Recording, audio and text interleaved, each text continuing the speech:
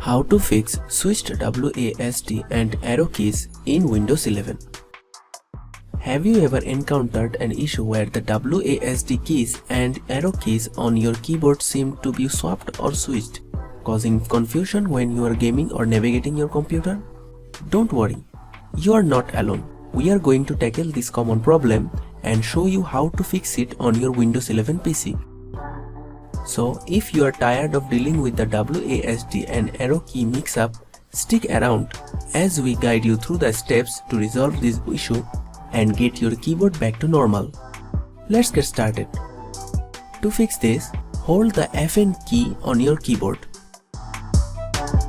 and then press the W key all together.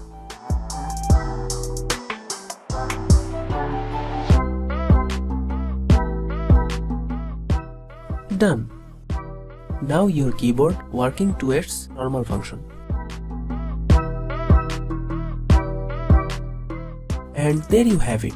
You have successfully resolved the issue of WASD and arrow keys being switched in Windows 11. These troubleshooting steps should help you get your keyboard back to its normal function, whether you are gaming or navigating your computer.